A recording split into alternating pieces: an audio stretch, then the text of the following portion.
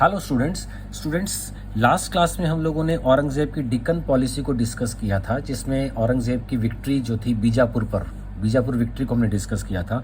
आज की क्लास में हम लोग गोलकुंडा विक्ट्री को डिस्कस करेंगे, जो कि औरंगज़ेब की डेक्कन पॉलिसी का एक इम्पॉर्टेंट पार्ट है। जैसे लास्ट क्लास में मैंने आपसे बताया था कि औरंगज़ेब का जो पीरियड है नॉर्थ इंडिया और साउथ इंडिया में हमने दो पार्ट्स में डिवाइड किया है।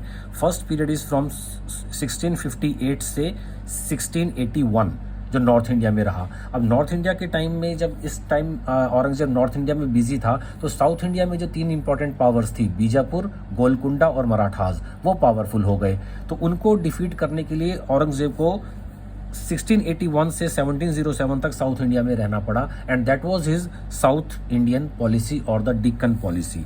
तो औरंगज़ेब ने साउथ के ऊपर जो डेक्कन पर जो अटैक्स किए हैं, उसके बेसिस कॉजेज क्या थे, जिसे हमने डिस्कस किया था कि एक तो इंपीरियलिस्टिक नेचर थी औरंगज़ेब की। औरंगज़ेब एक साम्राज्यवादी उसकी नीति थी, in which he wanted to increase the area of his influence. वो अपना एरिया इंक्रीज करना चाहता था। नॉर्थ इंडिया तो उसके फोर फादर्स ने जीत लिया था इंडिया में, जैसे बाबर, हुमायूं, जहांगीर, शाहजहां। तो इन लोगों ने नॉर्थ इंडिया को कन्वर्ट कर लिया था। अब साउथ इंडिया का जो पोर्शन बचा उसको औरंगज़ेब कन्वर्ट करना चाहता था। तो इसकी इंपीरियलिस्टिक नेचर की वजह से इसने डेक्कन पॉलिसी को फॉलो किया, या डेक्कन को इसने विक्ट्री की वहां पर। Second pause the religious view. Aurangzeb एक फैनेटिक कट्टर सुन्नी मुस्लिम रूलर था, और ये जो बीजापुर और गोलकुंडा थी ये शिया स्टेट्स थी। तो ये शिया स्टेट्स को खत्म कर कर उनको सुन्नी स्टेट्स में अपने राज्य में मिलाना चाहता था। तो because of the religious view, इसकी जो रिलीजियस पॉलिसी थी वो भी कहीं ना कहीं इसकी डेक्कन पॉलिसी के लिए रिस्पॉन्सिबल थी। थर्ड, साउथ इंडिया में पर्टिकुलरली गोलकुंडा में गोल्ड माइंस थी, तो इस वजह से भी औरंगज़ेब पैसे की वजह से भी वहां से अट्रैक्टेड था और वहां से उनको अटैक जीतना चाहता था। मराठा डोमिनेंस भी था साउथ में। मराठा डोमिनेंस का मतलब है कि बीजापुर और गोलकुंडा से मराठास जो थे वो रिवेन्यू कलेक्ट करते थे 1/4, 1/4, जिसको 25% या चौथ बोला जाता था। तो ये भी औरंगज़ेब को एक्सेप्टेबल नहीं था कि मराठास उसके सामने इतने पावरफुल हो रहे हैं कि वो बीजापुर और गोलकुंडा से रिवेन्यू कलेक्ट करे, तो इसलिए उसने साउथ पर अटैक किया।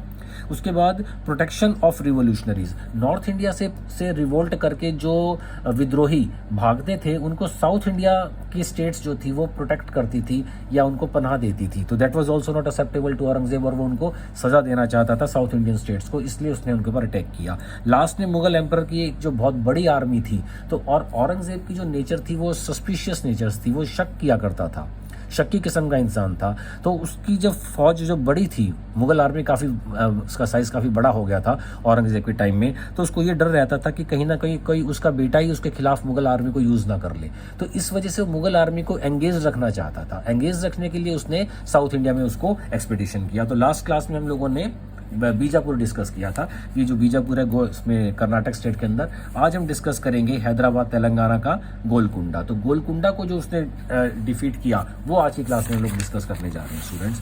तो देखिए, तो गोलकुंडा जैसे मैंने अभी आपसे बताया कि तेलंगाना स्टेट के अंदर ये लोकेटेड है, और यहाँ का जो रूलर था गोलकुंडा का, that was the Qutub Shah ruler था, और उसकी जो डेथ हुई, ही वॉज डाइड इन 1672 में उसकी डेथ हो गई थी।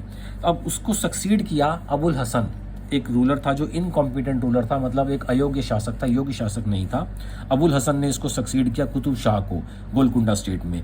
मुअज्जम जो कि सन था, Muazzam was the son of Aurangzeb का बेटा था, और उसने गोलकुंडा को जीतने के लिए अबुल हसन के खिलाफ वॉर करने के लिए मुअज्जम को भेजा। तो जो वॉर हुई वो मुअज्जम और अबुल हसन के बीच में हुई, गोलकुंडा का जो रूलर था अबुल हसन, और इसमें अबुल हसन की डिफीट हुई और victory was got by this Muazzam. तो मुगल फोर्सेस उसमें विक्ट्री मिली और उनको 20 लाख रुपीस मिले यहाँ से गोलकुंडा से।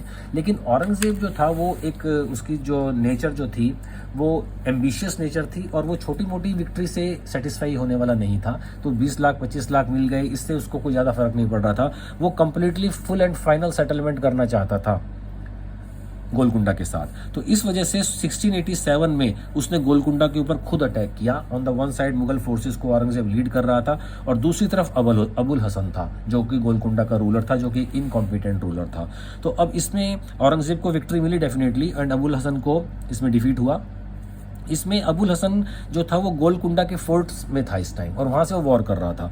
तो अबुल हसन का जो एक सोल्जर था जो गेट इंचार्ज था, he was the gate in charge, gate पर जिसकी ड्यूटी थी, गोलकुंडा के गेट पर जिसकी ड्यूटी थी, उसको औरंगजेब ने रिश्वत देकर, उसकी ब्राइब देकर उसको अपनी तरफ मिला लिया और उसने गोलकुंडा की जो फोर्ट था उसके गेट्स को ओपन कर दिया और मुगल फोर्सेस एंटर कर गई और as a result Mughal forces ने इस वॉर को, गोलकुंडा को जीत लिया। अब इसका जो रिजल्ट निकल कर आया, मुगल गॉट द विक्ट्री।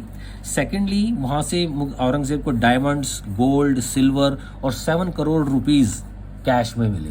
तो यहाँ से इसको ये विक्ट्री मिली और अबुल हसन को उसने पेंशन दे दिया 50,000 एनुअली का। तो इस तरह से हम लोगों ने देखा कि how Aurangzeb was able to defeat this Golconda state also. Okay students, you subscribe करिए चैनल को, लाइक करें, वीडियो को शेयर करें so that you could get video on regular basis. Okay students, thanks.